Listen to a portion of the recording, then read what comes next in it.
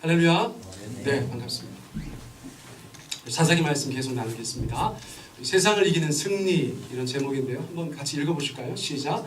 세상을 이기는 승리. 사사기 1장 16절로 21절까지 본문 함께 읽겠습니다. 시작.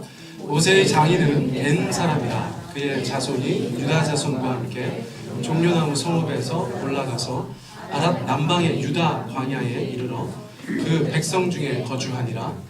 유다가 그의 형제 시므온과 함께 가서 스밧에 거주하는 가나안 족속을 쳐서 그것을 진멸하였으므로 그 성읍의 이름을 호르마라 하니라. 유다가 또 가사 및 그 지역과 아스글론 및 그 지역과 에그론 및 그 지역을 점령하였고 여호와께서 유다와 함께 계셨으므로 그가 산지 주민을 쫓아내었으나 골짜기의 주민들은 철병거가 있으므로 그들을 쫓아내지 못하였으며 그들이 모세가 명령한 대로 헤브론을 갈렙에게 주었더니 그가 거기서 안악의 세 아들을 쫓아내었고 베냐민 자손은 예루살렘에 거주하는 여부수 족속을 쫓아내지 못하였으므로 여부수 족속이 베냐민 자손과 함께 오늘까지 예루살렘에 거주하니라. 아멘. 제가 사사기 말씀드리면서 사사기가 이렇게 시간순으로 연대순으로 기록되어 있지 않다, 제가 그 말씀 드렸어요. 예를 들어서 안악 자손 물리친 거 또 나오죠. 자꾸 그렇게 반복되는 경향도 있다는 것을 제가 좀 말씀드립니다. 세상을 이기는 승리, 세상을 이기는 승리, 그렇게 제목을 잡고 제가 오늘은 좀 믿음에 대해서 말씀을 드릴 거예요. 그래서 세 가지를 말씀을 드릴 때 첫 번째 믿음, 두 번째 믿음, 세 번째 믿음, 그래서 믿음이 얼마나 중요한 것인가를 다시 한번 좀 나누도록 하겠습니다. 자, 사사기 1장 16절 다시 한번 읽을 때 여러분 색깔 글씨 잘 보시면서 읽으세요. 시작. 모세의 장인은 겐 사람이라 그의 자손이 유다 자손과 함께 종려나무 성읍에서 올라가서 아람 남방의 유다 황무지에 이르러 그 백성 중에 거주하니라. 자, 모세가 장인이 있어요. 어디 사람이래요? 겐 사람이에요. 겐 사람. 네, 겐 사람. 겐 족속의 사람. 많은 족속들이 있죠, 그렇죠? 지금도 뭐 여기저기 가보면 크고 작은 족속들이 굉장히 많아요. 어떻게 보면 한반도에도 많은 족속들이 있는 건지도 몰라요, 그렇죠? 경상도 족속, 전라도 족속, 말도 조금 다르고 충청도 족속, 그럴 수도 있어요. 근데 아무튼 모세의 장인은 겐 족속에 속해 있던 사람이었어요. 그런데 지금 누구와 함께 있대요? 유다 자손과 함께 있대요. 모세의 장인이었던 겐 사람, 이드로 또는 호밥이라고 부르는 사람의 자손들이 지금은 유다 자손과 함께 있고 함께 가나안 땅을 정복하여서 그 백성 중에 거주하고 있다는 것입니다. 자, 어떤 영문인지 저희가 성경을 좀 찾아볼 필요가 있어요. 자, 가만히 보니까 모세가 겐 사람 이드로 또는 호밥이라는 장인에게 이렇게 청하였어요. 자, 민수기 10장 29절입니다. 같이 읽습니다. 시작. 우리와 동행하자. 그리하면 선대하리라. 네. 장인어른한테 저렇게 반말하진 않았겠죠? 이제 번역이 그렇게 된 거예요. 네. 장인어른한테 민수기면 어떤 상황입니까? 민수기의 원래 책 이름은 광야에서라는 제목이에요. 히브리 사람들은 그 모든 책의 맨 앞 단어를 가지고 제목을 붙였어요. 그 창세기는 책 제목이 뭘까요? 태초에예요. 실제로. 자, 민수기는 광야에서예요. 광야에서. 자, 민수기의 내용은 다 광야에서 겪었던 일들인데 그 민수기 10장은 어떤 상황인가? 이제 광야를 조금 맛보아 알았어요. 그런데 모세도 광야에서 40년을 살았지만 광야에 대해서 더 정통한 분이 계셨어. 그분이 누구셨다는 거예요? 장인어른이에요. 장인어른. 예, 제가 저희 장인어른도 저희 교회 나오시는데 저도 어떤 일을 할 수 있지만 저보다 장인어른이 더 탁월하신 게 있어. 그렇죠? 원예 이런 거, 화분 같은 거 너무 좋아하시고 정리정돈 굉장히 잘하세요. 자, 그런 상황이었다는 거예요. 그래서 모세가 가만히 생각해 보니까 이 광야 생활을 우리가 할 때 우리 장인어른이 꼭 계시면 좋겠다, 그런 생각했던 것이죠. 그래서 장인한테 어떻게 한 거예요? 장인어른, 저희와 같이 가시죠. 제가 잘 대접하겠습니다. 선대하겠습니다. 이렇게 말했다는 것이에요. 자, 보다 더 구체적인 목적이 나와요. 민수기 10장 31절 32절 같이 한번 읽습니다. 시작. 우리의 눈이 되리이다. 우리와 동행하면 여호와께서 우리에게 복을 내리시는 대로 우리도 당신에게 행하리이다. 자, 이드로가 호밥이 뭐가 된다고요? 우리의 눈이 된다는 거예요. 광야 생활에 정통하신 우리 장인어른께서 우리 민족이 이렇게 광야를 여기저기 다닐 때 어디에서 캠프를 해야 되는가, 또 어떻게 생활해야 되는가, 광야 생활에 대해서 자문위원으로 위촉하는 거예요. 자, 그래서 우리와 동행하면, 그래도 장인어른이 자꾸 간다고 하니까 요 31절 앞에 그냥 간다고 그러셔요. 장인어른도 그냥 호락호락하지 않으셔. 딜을 하셨나? 그런 것 같진 않은데, 아무튼 모세 입장에서는 아이고 장인어른 같이 가시고요, 우리의 눈이 좀 되어주세요. 우리와 동행해 주시면 지금은 저희가 참 여러 가지로 힘이 들지만 광야 생활이라 나중에 하나님께서 우리 가운데 복을 내리시는 대로 우리도 당신에게 행하겠습니다. 이렇게 약속을 했다는 거예요. 자, 어떤 상황인지 아시겠죠? 그래서 실제로 이스라엘 백성이 광야 40년 동안에 뭐 대단한 복을 받지는 않잖아요. 그렇죠? 네, 겐족속 장인어른한테 뭘 줄만한 게 없었어. 그런데 가나안 땅에 들어갔더니 이제 뭐가 생겨요? 땅이 생겨요. 땅이 생겨. 그래서 모세가 약속한 그대로 땅을 주려고 하는데 장인어른 계셔요, 안 계셔요?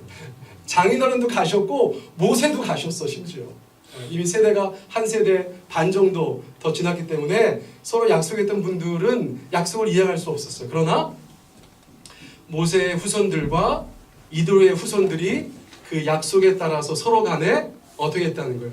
땅을 분배할 때 겐족속 사람들, 그 자손들을 배려한 거예요. 실제로 세월이 뭐 40년 넘게 막 지났지만 그들에게 복을 내리시는 대로 그들에게 행한 것이에요. 여러분, 약속 잘 지키세요? 예? 여러분, 약속 잘 지키셔야 돼요.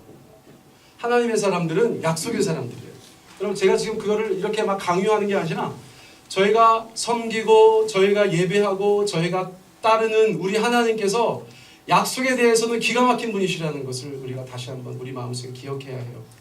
자, 민수기 23장 19절 말씀, 너무 유명한 말씀이죠. 저도 고등학교 때 암송했던 기억이 있어요. 우리 같이 한번 읽어보겠습니다. 시작.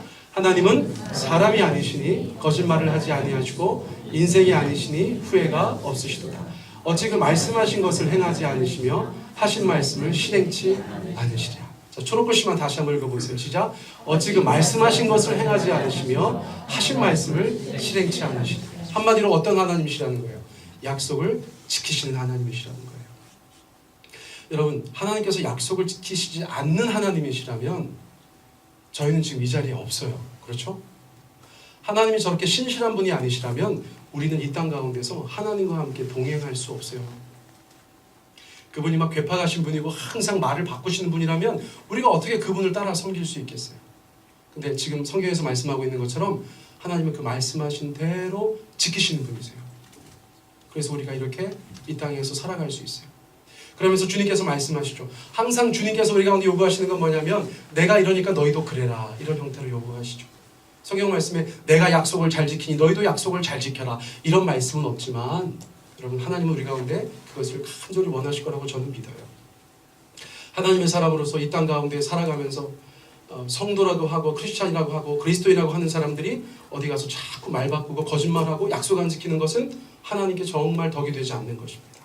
여러분, 세월이 지나도 하나님께서 우리 가운데 복을 주시는 대로 너희들 가운데 행하겠다고 했던 약속을 세대가 거듭될수록 세대가 바뀌어도 그 약속을 지키는 하나님의 사람들의 모습을 성경은 우리 가운데 전해주고 있어요. 자, 첫 번째 믿음, 그러므로 약속을 지키는 믿음, 그것이 이스라엘 백성들 안에 있었다는 것입니다. 자, 두 번째는 뭐냐면 죄를 진멸하는 믿음을 가지고 있었어요. 죄를 진멸하는 믿음. 여러분, 사사기 1장 17절 읽습니다. 시작.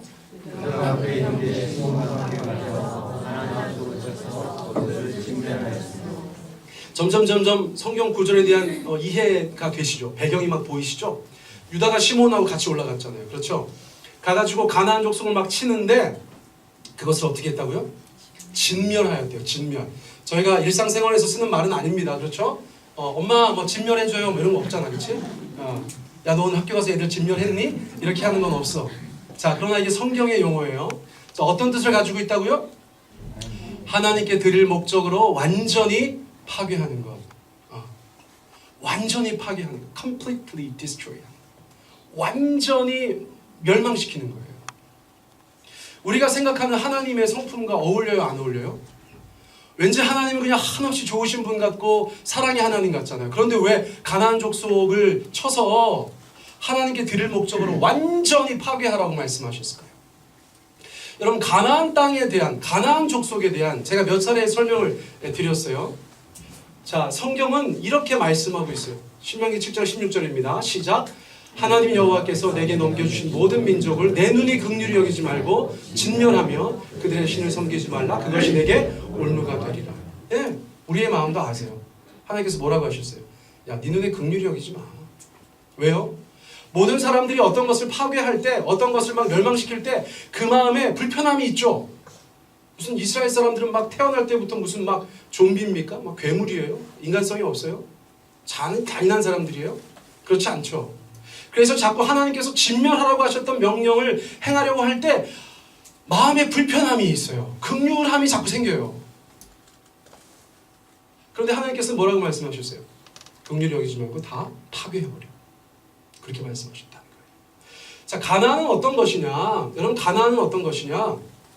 여러분, 하나님을 대적하는 세상을 상징하는 땅이에요. 하나님을 전혀 섬기지 않고 이방의 잡신들을 섬기고 하나님께서 원하는 인간의 모습을 가지고 있지 않고 아주 세상적인, 심지어 마귀적인 모습을 하고 있는 사람들로 대표되는 땅이라고 말씀드릴 수 있어요. 그런 문화라고 얘기할 수 있어요. 그거는 여러 가지로 표현할 수 있지만 그냥 죄의 땅이라고도 표현할 수 있어요. 죄의 땅. 진멸을 왜 해야 되는가? 제가 시편 106편에서 이런 말씀을 찾아냈어요. 자, 천천히 읽어보세요. 자, 시작. 그들은 여호와께서 멸하라고 말씀하신 그 이방 민족들을 멸하지 아니하고 그 이방 나라들과 섞여서 그들의 행위를 배우며 그들의 우상들을 섬김으로 그것들이 그들에게 올무가 되었도다. 그들이 그들의 자녀를 악귀들에게 희생제물로 바쳤도다. 무죄한 피, 곧 그들의 자녀의 피를 흘려 가나안의 우상들에게 제사함으로 그 땅이 피로 더러워졌도다. 그들은 그들의 행위로 더러워지니 그들의 행동이 음탕하도다. 그러므로 여호와께서 자기 백성에게 맹렬히 노하시며 자기의 유업을 미워하사 그들을 이방 나라의 손에 넘기심에 그들을 미워하는 자들이 그들을 다스렸도다. 그들이 원수의 압박을 받고 그들의 수하에 복종하게 되었도다. 여호와께서 여러 번 그들을 건지시나 그들은 교묘하게 거역하며 자기 죄악으로 말미암아 낮아짐을 당하였도다. 자, 다시 앞으로 가보겠습니다. 하나님께서 뭐라고 말씀하셨어요? 내 눈이 긍휼히 여기지 말고 진멸해라. 이렇게 말씀하셨다는 거예요. 근데 안타깝게도 저희는 성경을 이미 다 봤어. 결과가 뭐예요? 이스라엘 백성들은 진멸하지 못했어요. 자, 지금 유다와 시므온이 가나안 족속들을 진멸한 기록이 있지만 이제 실제로 다음 주나 그 다음 주에 제가 설교할 때 이스라엘 백성들이 가나안 족속들을 진멸하지 않습니다. 많은 이유로, 여러 가지 이유 때문에 진멸하지 않습니다. 자, 그것을 우리가 그냥 긍휼히 여겼다고도 얘기할 수 있겠어요? 근데 하나님께서 지금 염려하셨던 게 뭔가가 시편 말씀에 나와 있는 거예요. 하나님의 명령이 때로는 가혹할 때가 있어요, 우리 가운데. 아유, 하나님 뭐 그렇게까지 저희가 해야 됩니까? 그러나 하나님은 지금 어디까지 보고 계세요? 그 다음을 보고 계시는 거예요. 그 말씀에 순종했을 때는 이런 결과가 있어요. 그러나 그 말씀에 순종 않았을 때는 저런 결과가 있는 것이에요. 왜 하나님께서 말씀하신 대로 순종하는 유다 그리고 그의 시므온 연합군은 그 가는 곳마다 진멸했는가? 하나님께서 이런 것들을 염려하셨다는 것을 어쩌면 알았을 것 같아요. 그리고 실제로 역사는, 시편의 저자는 이스라엘 백성들이 그렇게 하지 않아서 이런 결과를 맞이하였다고 얘기하는 것이에요. 자, 여러분들의 삶 가운데 하나님께서 야, 너네 삶의 죄를 진멸해라 라고 말씀하셨어. 아니, 그렇게까지 저희가 뭐 거룩하게, 제가 무슨 목사입니까? 제가 무슨 예수님이에요? 저는 세상에 사는 사람이니까 그 정도는 괜찮아요 라고 얘기할 수 있다는 것이에요. 진멸하는 것에 대해서 불편하게 생각하고 그렇게까지 저희가 해야 됩니까? 라고 말하고 그 진멸의 대상을 우리의 삶에 품을 수 있다는 것이에요. 진멸해야 되는 문화를 품을 수 있다는 것이에요. 가까이 하지 말아야 되는 어떤 사람을 가까이 할 수 있다는 것이에요. 그런데 어떤 결과가 있는 것이에요? 그것을 멸하지 아니하니까 섞여 살죠. 당연하죠. 그렇죠? 그것을 내가 내 삶 가운데서 멸하지 않으니까 섞여 살죠. 섞여 살다 보면 어떻게 해요? 서로 영향을 주거니 받거니 하는데 나쁜 놈들이 좋은 거 배우는 것보다 착한 사람들이 나쁜 거 배우는 게 훨씬 빠르고 강력하죠. 그래서 섞여 살면서 그것들을 배웠어요. 뭘 배워요? 그들의 행위를 배웠어. 그들의 행위라는 게 뭐예요? 하나님을 완전히 거역하는, 하나님을 완전히 무시하는, 정말 자기 소견대로 사는 이방의 문화, 잡신들의 문화, 우상들의 문화를 그들이 배워요. 그리고 나서 그냥 배우는 것에 그치지 않고 조금씩 다가가더니 어느 순간 자기가 우상 앞에 가서 절을 하고 있다는 것이죠. 그래서 그것이 결국은 그에게 올무가 되었어요. 올무는 그냥 붙잡아 놓는 정도가 아니에요. 올무에 걸리면 죽는 것이에요. 여러분 그 땅이 피로 더러워졌다 그랬어요. 여러분 여호수아 또 사사기 말씀 보면 그 땅이 더러워졌다는 얘기를 굉장히 많이 하세요. 그 땅이 더러워졌다. 하나님께서 약속하신 땅이에요. 약속의 땅이에요. 가나안은. 그래서 하나님께서 그곳에서 온전히 영광받고 싶어 하셨던 땅이에요. 거룩한 구별된 땅이 되기를 원하셨던 바로 그것이에요. 그런데 이러한 일들이 있으므로 그 땅이 더러워졌다라고 얘기해요. 여러분 그 땅의 문화를 소개하면서 가장 대표적으로 기가 막힌 문화를 자녀들을 희생 제물로 드린 것을 얘기하고 있습니다. 자기의 행복과 자기의 성취와 자신의 마음의 평안을 위해서 자기 자식을 우상 앞에서 죽여서 제사 드렸어요. 가나안은 그런 땅이에요. 여러분 있잖아요. 제가 좀 말씀 가만히 보다가 좀 두려운 생각이 들었어요. 여러분 이 땅에서 살아가면서 여러분들이 어떠함 때문에 애들 피 보시면 안 됩니다. 무슨 말씀인지 아시겠어요? 내가 어릴 때 공부를 못했는데 너라도 잘해. 너 똑바로 안 해? 한풀이 하시면 안 돼요. 애들 데리고. 그렇죠? 그건 가나안의 문화인 거예요. 자신의 어떠함으로 자식들의 피를 모아서 그 희생을 통해서 자기가 만족을 얻게 했던 문화라는 거죠. 가나안 문화는. 되게 무섭다. 그런 면에서 저는 굉장히 자유롭네요. 저희 아이들은 정말 자유롭게 크고 있어요. 너무 자유롭게 크고 있어요. 제주도 말처럼 크고 있어요. 여러분 정말이에요. 자녀들을 악귀들에게 희생제물로 바쳤다. 가장 극악무도한 그들의 신앙, 그들의 문화, 그들의 행위였다는 거예요. 여러분 정말 이 땅 가운데 저희가 분별력을 가지고 살아야 돼요. 그들의 행위로 더러워지니 어떻게 됐어요? 여호와께서 자기 백성에게 맹렬히 노하셨다. 야, 진멸해. 왜 그러신 거예요? 진멸하지 않으면 하나님이 노하실 걸 아시니까.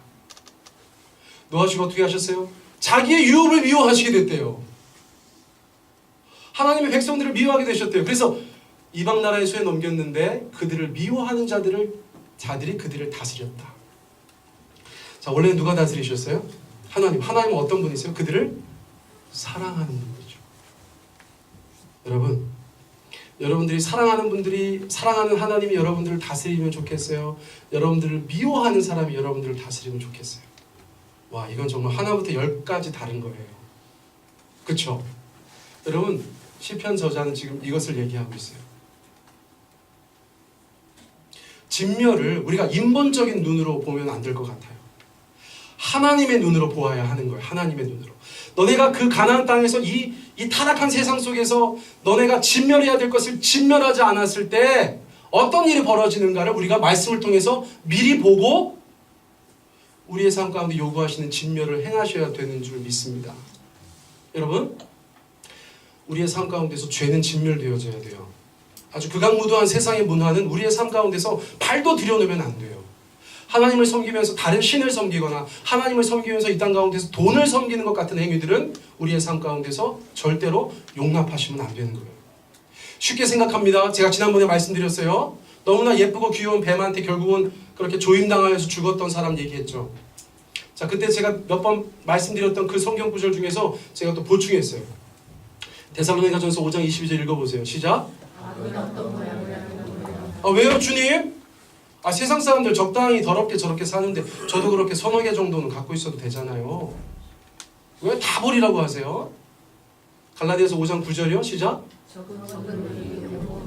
야, 그게 누룩 같은 거야. 너 그거 되게 사소해 보이지만 너의 전 삶을 다 오염시킬 수 있어. 야고보서 3장 5절이요. 너 그 사소하게 그 불씨 살아있다고 그거 깜봤지? 그게 너 다 삼켜. 마지막은 뭐예요? 전 이 말씀을 이제 자꾸 나이 들면서 보면 볼수록 참 너무 기가 막힌 것 같다는 생각이 들어요. 저희가 이제 임신을 했어요. 할렐루야. 제가 이제 임신을 했어요. 근데 왜 임신을 했는가 보니까 제 욕심을 품었어. 마음속에 욕심을. 어떤 여러 가지 다양한 욕심을 품었어.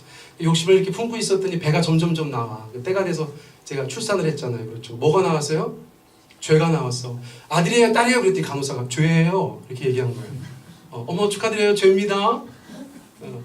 어머 우리 죄 하고서 그 죄를 끌어안고 있었어. 그래서 젖 먹이고 말이죠. 기저귀 갈아주고 다독다독 재우고 어쩌고저쩌고 했더니 얘가 다 컸어. 이제 20살 됐어. 성인이 됐어. 걔 이름이 뭐예요? 사망이야, 사망이 걔가. 시작은 너무나 별거 아닌 거였어요. 근데 우리 안에서 그것을 품고 자라게 하고 그것을 또 세상에 내놓고 자라게 했더니 나중에는 그게 죽음이 됐다는 거예요. 여러분, 이 성경 구절들이 공통적으로 얘기하는 건 뭡니까?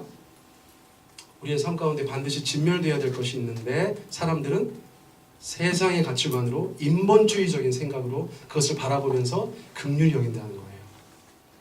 진멸되어져야 되는 것인데 그것에 대해서 긍휼함을 가지고 있어. 그래서 그것을 품어. 내가 그것을 데리고 살아. 그러다가 어떤 일들을 맛보게 된다는 거예요. 전혀 상상하지도 못했고 기대하지도 않았고 바라지도 않았던 일이 우리의 삶 가운데 임하게 되는 것들을 경험하게 된다는 거예요.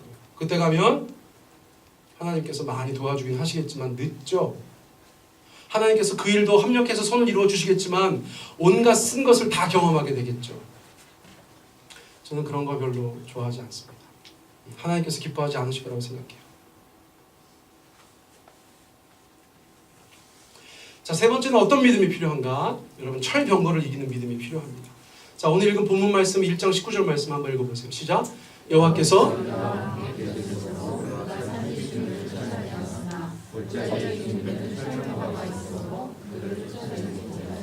와, 여호와께서 유다와 함께 계셨대. 할렐루야. 여러분, 주님께서 함께 하시는 인생 되시기를 축복합니다. 그래서 어떤 일이 있었어요? 그가 산지 주민을 쫓아냈어요. 지난번에 말씀 나눴죠? 아낙 자손. 정말 45년 전에 너무 두려웠던 그 족속들을 이제 이겼어. 극복했어요. 오버커밍 했어요. 근데 골짜기의 주민들은 쫓아내질 못했다네요. 왜요? 철병거가 있었대요. 자, 성경은 사람들을 미워하지 않습니다. 유다 자손 좀 잘 나가고 있는데 하나님께서 좀 그것 좀 이렇게 고쳐주시면 되잖아요. 그렇죠? 아예 그냥 말을 안 하면 되잖아. 근데 이렇게 적어놨어요. 산지 주민들은 쫓아냈으나 골짜기 주민들은 쫓아내지 못하였다는 거예요. 철병거가 있어서. 이스라엘 사람들이 가나안 땅에 들어갈 때 두 가지 두려워했던 것이 있어요. 여러분, 제가 여러 차례 말씀드렸어요. 첫째는 아낙 자손입니다. 아낙 자손. 아낙 자손은 누가 봐도 너무 거대하고 힘이 세 보이고 싸움을 잘하게 생겼잖아요. 그래서 아낙 자손에 대한 두려움이 있었어. 또 하나는 12정탐꾼이 철병거 얘기도 했어요. 철병거. 우리한테 없는 무기가 있다는 거예요. 우리에게 없는 무기. 아낙 자손이야. 뭐 그래, 너도 똑같은 사람인지 내가 믿음으로 가서 한번 해보겠다 하는데 갑자기 전투 병기가 나오잖아요. 병기. 이스라엘 백성들은 광야에서 한 40년 있다 보니까 뭐 그런 거 만들 겨를도 없어요. 그런데 저 땅에 토착되어져 있던 사람들은 막 무기를 개발한 거죠. 그렇죠? 애굽에도 병거가 있고 메소포타미아 지역에도 병거가 있고 그 중간에 있었던 가나안 사람들도 그 병거를 이렇게 따라하다가 만들었어요. 우리가 알고 있는 철기 문화가 이미 가나안 땅에 들어와 있었어요. 히타이 족속, 그렇죠? 그래서 그 병기를 만드는데 철로 만들어놨대. 그럼 기가 막힌 거예요. 기가 막힌 거. 이건 저희가 이제 작년에 몽골에 갔을 때 여러분 얼마나 저희가 선교를 열심히 했는지 마지막 날은 너무 놀고 싶더라고요. 그래서 마지막 날 저희가 이제 말 탄 거예요. 우리 김승현 집사님은 따그닥 하고 저 앞에 갔어 벌써. 여기는 이제 후발 때 이제 뛰지 못하는 사람들, 달리면 안 되는 사람들.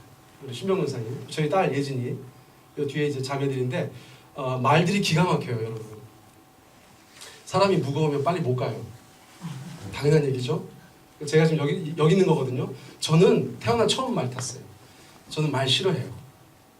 근데 이제 저희 교인들이 타니까 이제 목사로서 동의하는 거예요. 진심입니다. 저는 저거 전혀 재밌지 않았어요. 표정이 되게 어둡죠 지금. 아무도 다치면 안 되는데 막 뒤에서 기도하면서 가는 건데요. 얼마나 재밌냐면 이제 제가 몸무게가 제일 많이 나갔죠. 다른 말들은 막 이렇게 저희 교인들이 올라타니까 막 이렇게 가는데 제가 타니까 막 이러는 거예요. 옆에 있는 말을 막 발로 차요. 저 되게 민망했어요. 집사님 거짓말하는 거 아니죠? 봤죠? 말이 오늘 정말 재수없는데 이런 표정으로 뒤에 말 차고 막 난리가 났어요. 근데 정말 무섭더라고요. 저는 정말 무서웠어요, 여러분. 여러분 몽골에 가서 말 타실 때 기도 많이 하시고 타셔야 돼요. 다들 잘 타는데 아무튼 제가 제일로 힘들었어요. 이제 저희 숙소였던 그 이제 게르촌이 있는데 제가 이제 하룻밤 자는데 이날 아침에 이제 새벽에 기도 좀 하려고 나와가지고 이제 그 잔디밭에 이렇게 돌멩이가 큰 게 있길래 거기 가가지고 이렇게 기도하고 있는데 갑자기 저쪽에서 뭐가 툭툭툭툭툭툭 하면서 막 말소리가 나요. 너무 놀라가지고 쳐다봤더니 뭐 10댓마리가 저한테 막 다가오고 있는 거예요, 말이. 그 사진을 제가 올렸다가 너무 작아가지고 말이. 제가 너무 놀라가지고요. 벌떡 일어나가지고 도망갔잖아요. 말이 그렇게 자기한테 다가오는 게 엄청 무섭더라고요. 여러분, 이러면 어떨 것 같아요?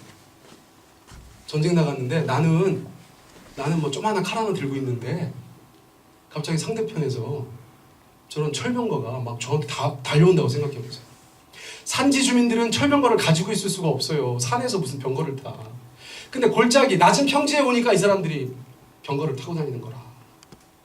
그래서 안압족수는 넘어섰는데 그 다음 과제인 철병거가 눈앞에 딱 보이니까 아이고 이거는 저 사람도 아니잖아요. 말하고 병거를 상대해야 되고 병거 위에 있는 이렇게 활 쏘고 막 창 던지는 사람들을 상대해야 되는데 세상에 생전 보도 듣도 못한 이상한 살인병기가 자기들한테 달려드니까 유다 족속이 너무너무 놀랐어요. 그래서 결국 쫓아내지 못했다는 거예요. 자, 그런데요, 보세요. 가나안 전에 신명기는 하나님께서 명령을 다시 한번 새롭게 거듭 그렇죠? 다시 한번 말씀해 주신다는 뜻인데 저 위치가 어디냐면 모압 평지입니다. 모압 평지. 여리고 가기 전이에요. 바로 여리고 가기 전에 한 달 동안 하나님께서 신명기 말씀을 그들 가운데 나누셨어요. 자, 이제껏 너네가 이렇게 와가지고 지금 이렇게 가나안에 바로 입성하기 직전인데 내가 지금부터 신명기 말씀 줄게. 그러면서 뭐라고 말씀하셨다는 거예요? 자, 읽어보세요. 시작. 네가 나가서 적군과 싸우려 할 때 말과 병거가 백성이 너보다 많음을 볼지라도 그들을 두려워하지 말라. 애굽 땅에서 너를 인도하여 내신 내 하나님 여호와께서 너와 함께 하시느니라. 하나님께서 말씀을 안 하셨었다면 하나님 잘못이에요. 그렇죠? 근데 하나님께서 가나안 땅 들어가기 직전에 구체적으로 말씀하셨어요. 야, 니네 이제 들어가면 전쟁하는데 잘 들어. 말, 병거, 백성, 상대 군인들이죠. 그게 너보다 많아도 두려워하지 마. 이렇게 말씀하셨어요. 자, 아주 합리적인 이유를 대셨어요. 뭐라고 하셨어요? 애굽 땅에서 너를 인도하여 내신 네 하나님 여호와께서 너와 함께 하실 거야. 이렇게 말했어요.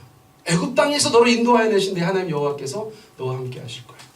애굽 땅에서 너를 인도하신 하나님하고 말과 병거와 백성하고 무슨 관계가 있을까요? 여러분, 일반적으로 하나님 함께 하신다는 말이 아니라 구체적인 사건을 얘기하시는 거예요. 구체적인 사건. 자, 출애굽기 14장 이미 벌써 이제 정말 45년 전으로 돌아가는 거예요. 제가 세 번역으로 적어놨습니다. 10번째 재앙 때문에 이스라엘 백성들이 다 이제 떠나게 되었어요. 할렐루야. 근데 이스라엘 백성들이 다 나가고 나니까 바로가 그제서야 정신이 들었어요. 장자의 재앙 때문에 정신을 잠깐 잃었었어. 혼미했었는데 정신을 차리고 났더니 자기들의 노예들이 다 나갔어. 엄청난 경제적인 손실이죠, 여러분. 그 많은 사람들이 이집트를 위해서 강제 노역을 하고 있었는데 그 많은 사람들이 하루아침에 다 도망갔어요. 여러분, 이것은 정말 국부의 손실입니다. 바로가 그제서야 정신 차려가지고 어떻게 합니까? 여러분 14장 6절 읽어보세요. 시작. 그는 특수병거 600대로 편성된 정예부대와 장교들이 지휘하는 이집트 병거부대를 모두 이끌고 나섰다. 이제 홍해로 가고 있는 이스라엘 백성들을 막 급하게 쫓아가는데 병거가 몇 대 갔어요? 600대는 자 보세요. 특수병거가 600대예요. 특수병거가 600대. 그 뒤에 뭐라고 되어 있어요? 정예부대 말고 장교들이 지휘하는 이집트 병거부대, 일반 병거부대까지 다 데리고 갔다는 거죠. 자, 특수부대와 일반 부대, 특수병거부대와 일반 병거부대가 다 같이 나갔어요. 여러분, 특수부대가 많아요? 일반 부대가 많아요? 일반 부대가 더 많죠. 그쵸? 여러분, 특전사가 당연히 더 많죠. 특전사가 적고 해병대가 적죠. 일반 보병보다. 여기서 말하는 바는 특수병거가 600대고 나머지 병거는 훨씬 더 많았다는 거예요. 우리가 헤아릴 수 없어요. 적어도 1200대 이상의, 그렇죠? 아무리 적어도 1200대 이상의 병거가 이스라엘 백성들을 막 쫓아가는 것입니다. 근데 어떻게 하셨어요, 하나님께서? 14장 28절 읽어보세요. 시작. 물이 다시 흘러 병거들과 기병들을 덮되 그들의 뒤를 따라 바다에 들어간 바로의 군대를 다 덮으니 하나도 남지 아니하였더라. 자, 애굽에서 너희를 인도하여 내신 하나님께서 병거를 어떻게 하셨어요? 하나도 남기지 않으셨다는 거예요. 이스라엘 백성들은 바로 전 세대가 그것을 직접 경험한 사람들이에요. 지금 가나안에 들어가는 사람들은 그 다음 세대예요. 출애굽 사건, 홍해에서의 사건은 이스라엘 백성들한테 너무나 중요한 일이었기 때문에 광야에서 뺑뺑이를 돌면서도 그 앞선 사람들이 그 자손들에게 늘 얘기했겠죠. 야, 내가 봤어야. 니네 못 믿지? 안 믿어지지? 애굽에서 우리가 그 사람들 쫓아오는데 진짜 정말 메뚜기 같은 병거들이 우리를 쫓아왔어. 그때 모세가 만약에 손을 들었더니 막 밤새 물이 이렇게 돼가지고 갈라져가지고 우리 맨 땅 건넜는데 그 다음에 막 바로의 병거 부대가 그 홍해로 막 들어섰는데 물이 다 덮었어. 야, 여러분 그 얘기를 들었어요. 계속 들었어요. 그 세대의 이야기, 그 세대의 이야기. 그런데 아무리 들어도 직접 경험해보지 못한 것은 다른 거죠. 가나안 땅에 들어갔더니 어떻게 해요? 백성들이 뭐라 그래요? 여호수아서 17장 16절에서 시작. 골짜기 땅에 거주하는 모든 가나안 족속에게 철병거가 있나이다. 아니 있다니까. 이미 다 얘기했다니까 하나님께서. 그렇죠? 정탐꾼도 얘기하고 하나님도 말씀하셨어. 근데 뭐라고 말씀하셨다는 거예요? 두려워하지 말아라. 애굽에서 그 병거를 하나님께서 어떻게 하셨는지 봤지? 그 하나님이 우리와 함께 하신대. 걱정하지 마! 라고 얘기했어요. 그랬더니 여호수아가 이것에 대해서 그렇게 얘기한 거죠. 시작. 비록 철병거를 가졌고 강할지라도 네가 능히 그를 쫓아내리라. 야, 우리의 전쟁은 그런 거가 아니야. 야, 니네 진짜 몇 번을 얘기해야 알겠어? 몇 번을 얘기해야 알겠어? 성경은 너무 재밌어요. 그 다음 구절에 이런 말씀을 적어놔요. 시작. 헤브론을 갈렙에게 주었더니 그가 거기서 안악의 세 아들을 쫓아내었다. 골짜기에 가서 철병거를 상대하지 못하고 쫓아내지 못한 사람들을 기록 그 바로 다음에 갈렙 얘기를 또 써요. 갈렙은 헤브론을 갈렙에게 주었더니 아낙 자손을 쫓아냈어. 그런데 다른 유다 지파의 사람들은 골짜기에서 철병거를 상대하지 못했어. 무슨 차이를 얘기하고 있는 거예요? 갈렙은 하나님을 온전히 의지하고 순종하며 나아가 승리했다. 이것을 대비해서 보여주고 있는 것이죠. 그런데 자 보세요. 갈렙은 철병거 아니었잖아요 하고 얘기할 수 있어요. 근데 사사기 4장에 가면 어떤 것이 있어요? 드보라와 바락이라는 사람들이 등장하죠. 자, 사사기 4장 13절 읽어보겠습니다. 시작. 시스라가 모든 병거 곧 철병거 900대와 자기와 함께 있는 모든 백성을 모았다. 이스라엘 백성을 대적하는 시스라라는 이방 민족이 모든 병거를 가지고 왔는데 그 병거가 900대였다라는 것이에요. 900대. 그리고 자기와 함께하는 모든 백성들을 모아서 가나안에 있었던 이스라엘 백성들을 공격했어요. 자, 그런데 사사기 4장 15절에 뭐라고 되어 있어요?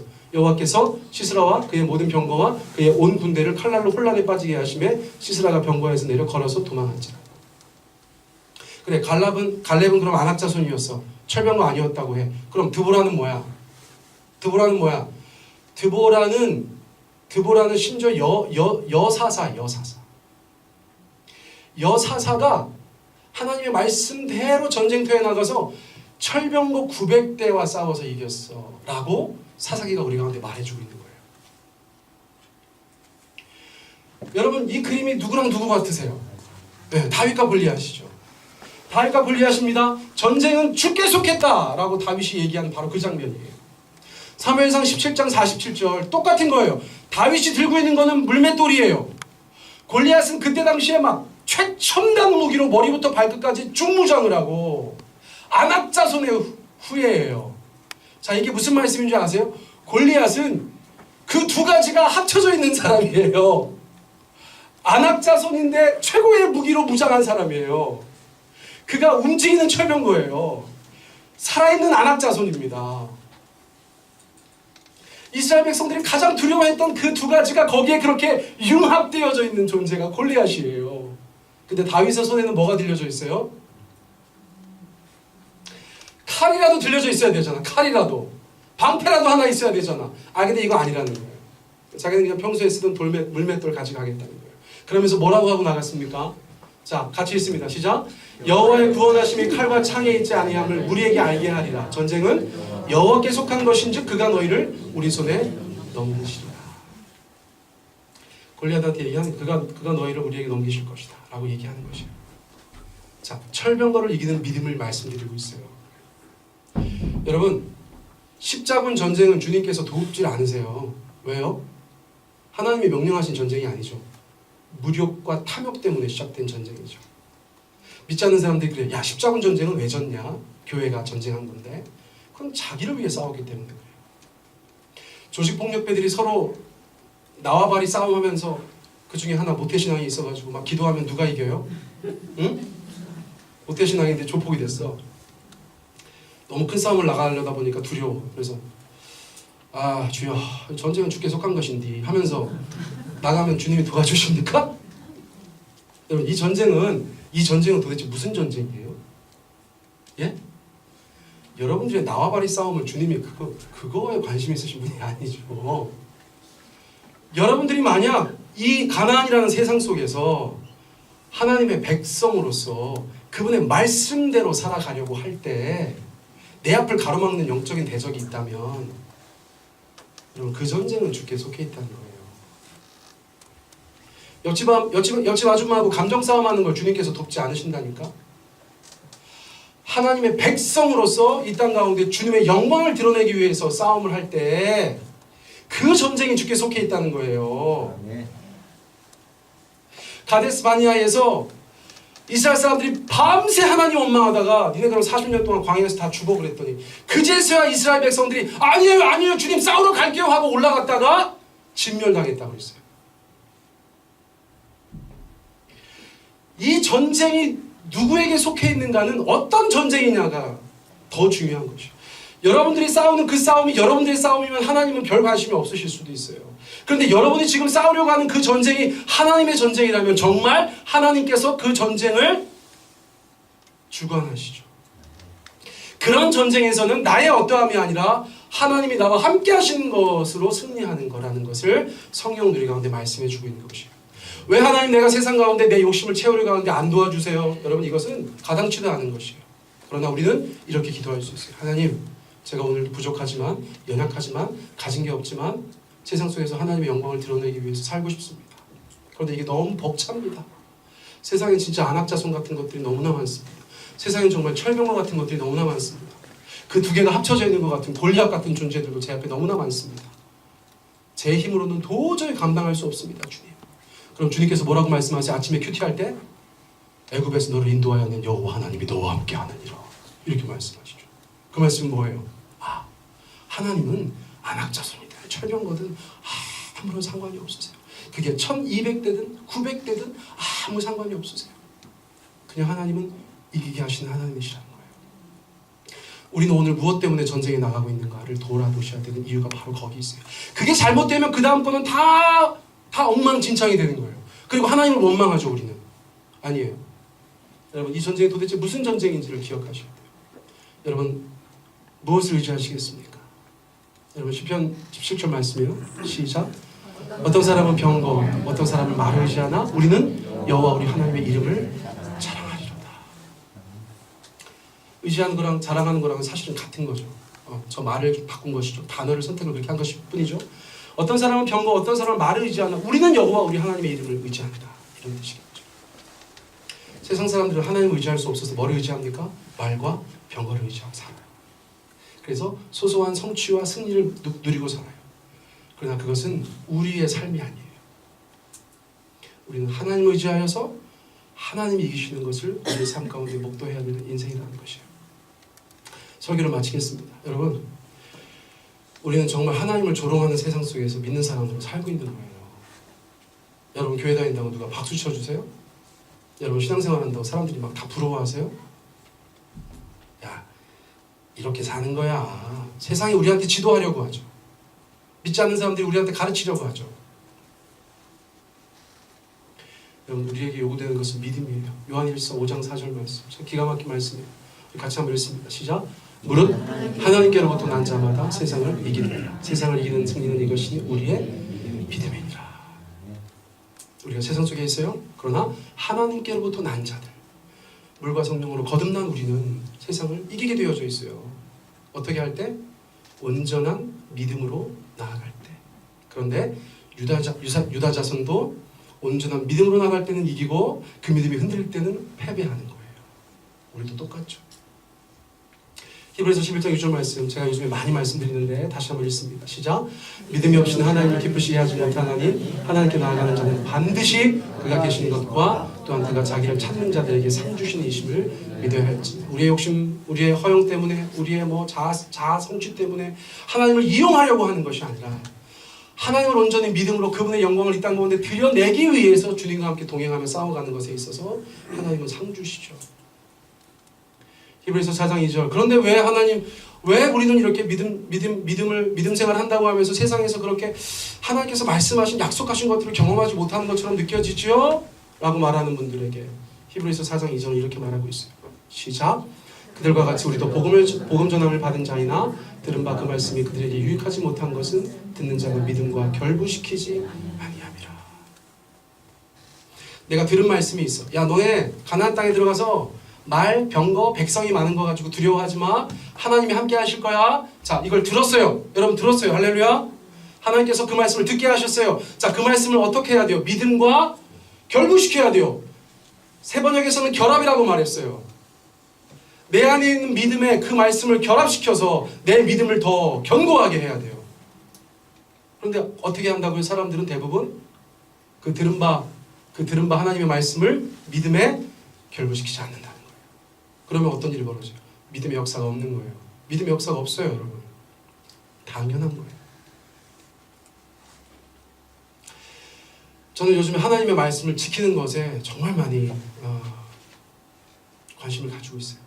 제가 올해 들어서 하나님께서 저한테 계속해서 주시는 말씀들, 감동들, 이거는 다 하나님의 말씀을 지키는 것이에요. 지키는 것.